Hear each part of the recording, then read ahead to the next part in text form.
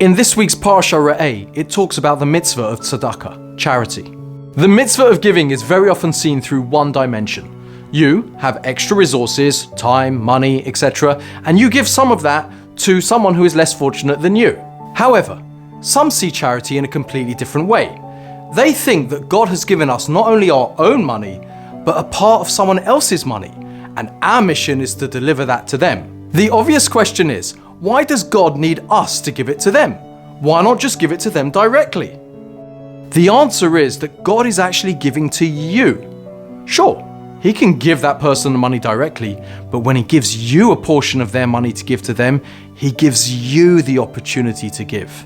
This is indeed a kindness given to us by God, but it places a big burden of responsibility on anyone blessed with more than they need, because they then have to find it within themselves to give it to that poor person.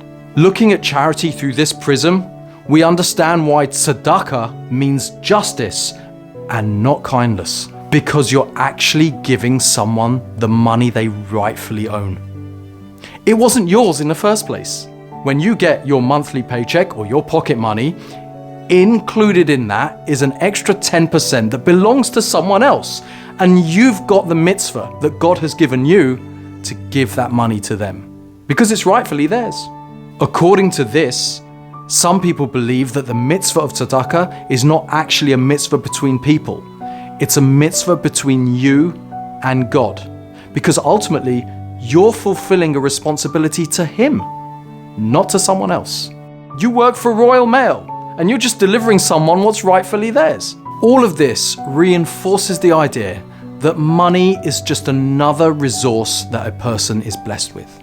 We should always be looking to positively use the resources that God has given us, be it our money, or our skills, or our talents.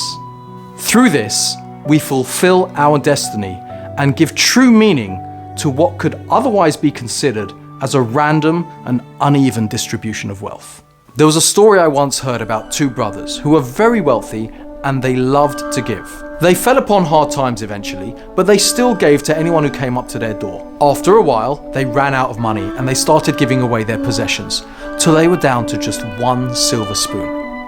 A poor person came up to their door and they let them in, and one of the brothers was about to give this poor person a spoon, and then he broke it in half.